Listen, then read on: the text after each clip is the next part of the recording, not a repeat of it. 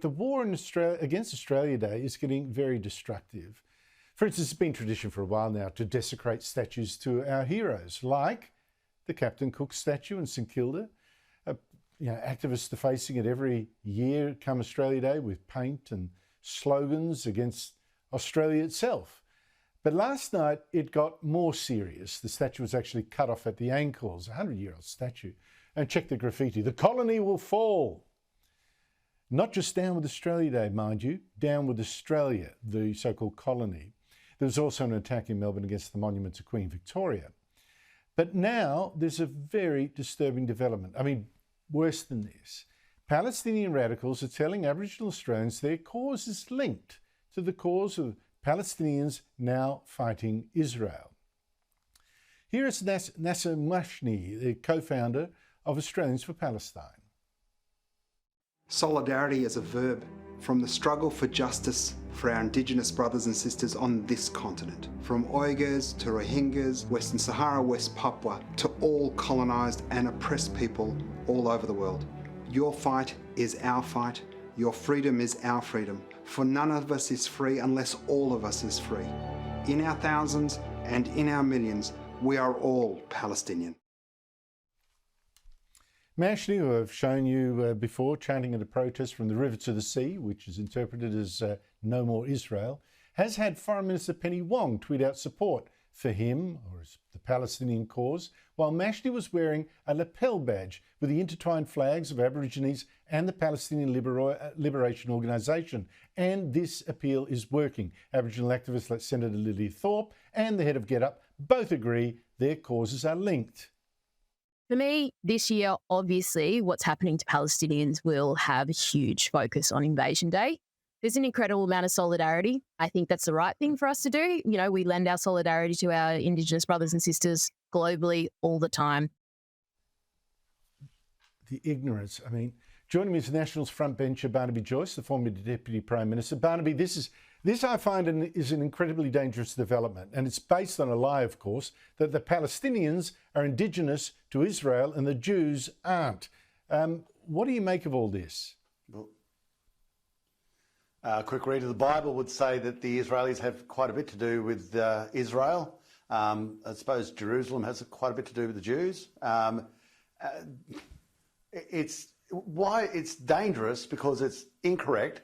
It's dangerous because it inspires a fight in Australia that is not for us to fight about. Well, Australia was never invaded. There was no invading army. There was 700 or so convicts, about 500 troops, guards. There was no general. There was no artillery. There was no plan of attack. The convicts didn't want to be here. The soldiers protecting them didn't want to be here. The administrators didn't want to be here. And the Aboriginals didn't want them here. So out of that really unhappy group of people, we've created this incredibly egalitarian nation. And in that egalitarian nation, to start saying that there is somehow a link between what I think we've been absolutely exceptional in making sure we look after Aboriginal Australians. About over 50% of Australia is owned or recognised as owned by Aboriginal people. So linking us to the Palestinian issue is just there so people from the radical left can start inspiring a really nasty fight, and their battleground, they'll want it to be Australia Day, which they term Invasion Day, as suits their cause.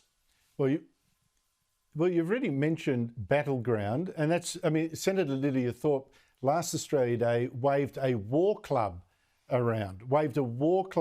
So I think any linkage of that cause to the Palestinian one, which right now is led by terrorists, Hamas is a prescribed terrorist group, yeah, I think is just so incredibly dangerous. It's just ridiculous. Can I ask you a question I asked Opposition Leader Peter Dutton just earlier? This division of Australia, I think, inevitably does take us down this dangerous route. The flying of 3 flags over Commonwealth buildings, official functions, the Australian flag that unites us all, and then 2 race flags, Torres Strait Aboriginal, as well. Shouldn't that end? Well, I think it's fair to say we've had all these changes brought upon us, but they've never actually gone to the people. And they're sort of like, They come in bit by bit, incrementally biased, and then they say it's moral and just and righteous that you have to accept them, but they've never actually formally asked us. And the last time they formally asked us about a change, it was called the Voice referendum, and the Australian people kicked it completely into the long grass. Yes, I think there is an issue because if there's three flags, I can only claim to be part of one of them. And I think that in itself is divisive. We don't have three different Australias. We have one, and it's now got over 27 million people in it.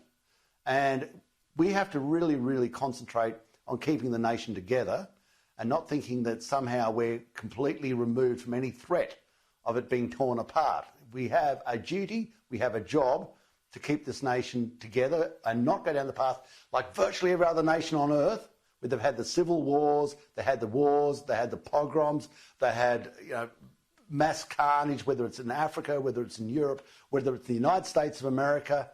We've been so blessed that that hasn't happened to us. But don't start planting the seeds to do it. And the seeds are ones where you start dividing people up into little camps.